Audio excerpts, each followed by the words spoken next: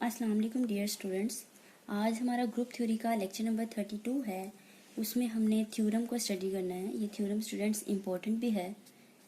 तो लेक्चर को शुरू करने से पहले जो स्टूडेंट्स मेरे चैनल पर न्यू हैं या जिन्होंने मेरा चैनल अभी तक सब्सक्राइब नहीं किया तो मेरे चैनल को सब्सक्राइब करें और साथ में बेल आइकन का बटन भी प्रेस करें ताकि आपको हर आने वाली न्यू वीडियो के बारे में नोटिफिकेशन मिलता रहे।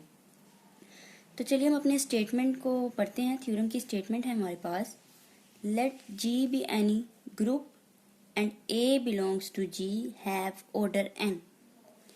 मतलब है, क्या मतलब हुआ इस बात का कि G हमारे पास कोई सा ग्रुप है, ठीक है, और हमने इस ग्रुप में से एक एलिमेंट A ले लिया जो ग्रुप में बिलोंग करता है और इस एलिमेंट का ऑर्डर क्या है, n है, ठीक है।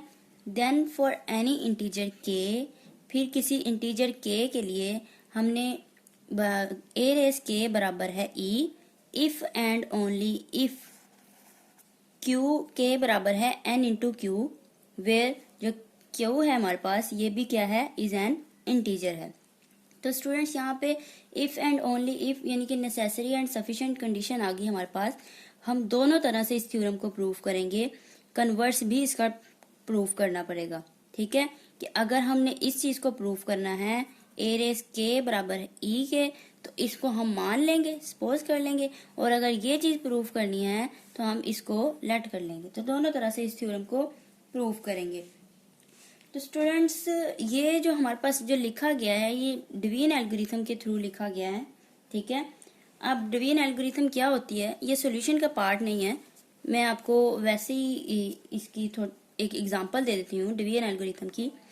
डिवीजन एल्गोरिथम की अगर बात की जाए, डिवीजन एल्गोरिथम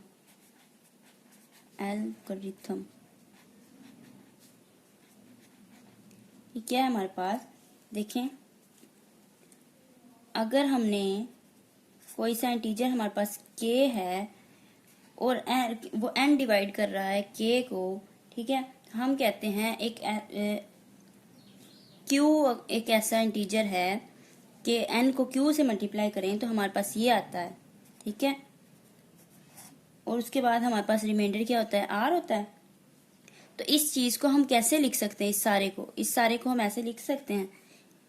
अगर हम यहाँ पे कंडीशन बता दें, इफ जो हमारे पास ये k है ये k ग्रेटर देन है n से, तो दिस इंप्लाइज हम इस सारे को इस तरह से लिख सकते हैं, k बराबर है n into q plus r remainder ये जो है, ठीक है।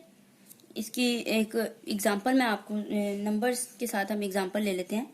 फॉर एग्जांपल हमारे पास 13 है, ठीक है, हम कहते हैं 6 जो है पे इसको डिवाइड करना है, तो 6 टू द 12 हो गया हमारे पास, रिमाइंडर क्या आया, 1 आया। तो 13 चूंकि इस n से इस 6 से बड़ा है तो हम 13 को लिख सकते हैं, 13 बराबर है n इंटू क्यू 6 इंटू 12 और प्लस रिमाइंडर, और ये रिमाइंडर क्या है हमारे पास यहाँ पे 1, इस तरह लिख सकते हैं। तो ये थी हमारे पास डिवीजन एल्गोरिथम। तो स्टूडेंट्स ये जो है हमारा ग्रुप थ्योरी का आज होप्स और लास्ट लेक्चर होगा, ठीक है। इसके बाद हम कुछ ग्रुप थ्योरी का नहीं, सॉरी, एक्सरसाइज 2.1 का हमने अपनी एक्सरसाइज 2.1 शुरू की है, तो उसका ये लास्ट लेक्चर है। उसके बाद हम अपना न्यू टॉपिक शुरू करेंगे। तो उस न्यू टॉपिक के हवाले से एक थ्योरम पढ़ेंगे, टेस्ट पढ़ेंगे, एग्जाम्पल्स, एंड देन फिर हम अपनी एक्सरसाइज 2.2 की तरफ चलेंगे। तो अब इसका सोल्यूशन देखते हैं कैसे है। सोल्यूशन करते हैं हम, क्योंकि दोनों तरह से प्रूव करना है तो पहले हम कह देते हैं टू प्रूव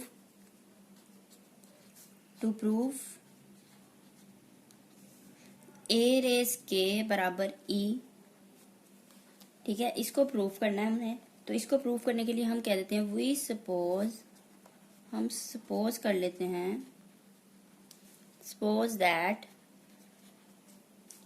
के बराबर है n इंटू क्यू, ठीक है। तो अब इस चीज को हम अगर दिस इंप्लाइज हम इस तरह लिखें, ए रेस n इंटू क्यू, और मज़ीद इसको हम ऐसे लिख सकते हैं, a रेज n और q हमने बाहर पावर में सेपरेट कर लिया। अब हमें पता है सिंस a रेज n बराबर e के है, हमें कैसे पता है, क्योंकि स्टेटमेंट में हमारे पास गिवन है कि हमने जो ग्रुप में से एलिमेंट a लिया उसका ऑर्डर क्या है, n है। तो ऑर्डर n से मुराद यही है ना कि a रेज n करने से हमारे पास आइडेंटिटी आती है। तो हमें इसका मतलब हुआ a रेज n की जगह पे हमने क्या लिख दिया, आइडेंटिटी लिख दी, और बाहर जो q पावर है वो एज इट इज आ गई। अब आइडेंटिटी है, इसकी जो मर्जी पावर ले लें, इससे कोई फर्क नहीं पड़ेगा। तो a रेज k बराबर e के आ गया, तो ये चीज प्रूव हो गई। लिखेंगे एक हिस्सा तो इसका हो गया ना, प्रूव्ड। ठीक है। अब हम बात करते हैं कन्वर्सली। कन्वर्स भी इसको प्रूव करना है। हम कहते हैं कन्वर्सली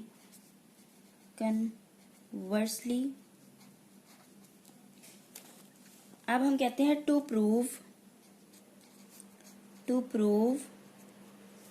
k बराबर है n इंटू क्यू। पहले हमने इसको प्रूव किया था, a रेज k बराबर है e को, इसको प्रूव किया था और मान लिया था, सपोज क्या कर लिया था, k बराबर है n इंटू क्यू के। अब हम प्रूफ क्या करने लगे हैं, अब हम प्रूफ करने लगे हैं k बराबर है n क्यू के, और अब हम मान क्या रहे हैं, सपोज कर लेते हैं, we suppose to prove k बराबर है n into q, we suppose that a raise k बराबर है e के। ठीक है। अब हमें पता है स्टूडेंट्स कि जो k है ग्रेटर देन है n से, इस n से k क्या है, बड़ा है। तो हम यहाँ पे लिखेंगे since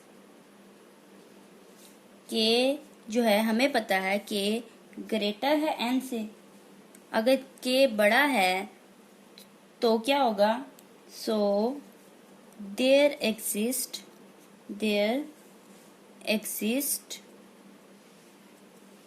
a positive integer q and r such that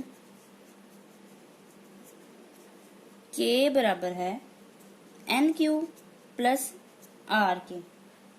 ठीक है स्टूडेंट्स, इसको हम कह देते हैं हमारी इक्वेशन 1 है, और जो हम r बता देते हैं, जो r है यहाँ पे हम कह देते हैं वेयर जो r है वो 0 या 0 से बड़ा है और n से लेस है। ठीक है। अब देखें, this implies a raise k बराबर है a raise n into q plus r। ठीक है। और हम अगर इसकी जगह चेंज कर लें, इसको राइट साइड, इसको लेफ्ट पे ले आते हैं और इसको राइट पे ले आते हैं, a raise n into q plus r बराबर है a रेज k के। ठीक है। अब अगर हम इसमें से r पावर जो है वो ब्रेक कर लें, सेपरेट कर लें, r को अलग लिख लें और n क्यू के साथ अलग लिख लें, this implies a raise n q अलग कर लिया इंटू a रेज r अलग कर लिया, और ये a रेज k तो हमें पता है e के बराबर है। ठीक है, क्योंकि इसको हमने सपोज किया हुआ था ना, गिवन है ये हमारे पास, तो इसकी जगह पे हमने लिख दिया e। ठीक है। अब हमें ये भी पता है a raise n into q, इसको ऐसे भी लिख सकते हैं, और ये a raise r as it is, और ये e। अब हमें पता है जो a जो हमने ग्रुप में से एलिमेंट लिया है उसका ऑर्डर n है, ऑर्डर n है, तो इसका मतलब इसकी जगह पे हम आइडेंटिटी लिख सकते हैं, और ये power q as it is, और a रेज r बराबर e। और आइडेंटिटी की कोई भी पावर लें तो आइडेंटिटी ही आएगी, तो a raise r equals to e। और आइडेंटिटी को किसी एलिमेंट से मल्टीप्लाई करें तो दिस इम्प्लाइज वापस वही एलिमेंट आ जाएगा। तो ये जो चीज़ हमारे पास है ये क्या शो कर रही है कि a रेज r करने से हमें आइडेंटिटी मिलती है। पर हमें तो पता है, हमें ये बात गिवन है कि ए का जो ऑर्डर है वो एन है। ए रेज एन करने से आइडेंटिटी आती है, ए का ऑर्डर एन है, तो ये शो कर रहा है ए का तो ऑर्डर आर है। ऑर्डर तो एक ही होगा ना, जो लीस्ट पॉजिटिव इंटीजर होगा, जो सबसे छोटा होगा, ठीक है, ऑर्डर एक ही होगा। तो ये तो नहीं ना हो सकता फिर आर, फिर ऐसा कब पॉसिबल होगा? ऐसा तब पॉसिबल होगा जब आर, हमें पता है इस एन से क्या है, आर छोटा है, ठीक है। तो फिर आर जो है वो लाजमी तौर पर 0 होगा। हम यहाँ पे लिखते हैं विच इज ओनली पॉसिबल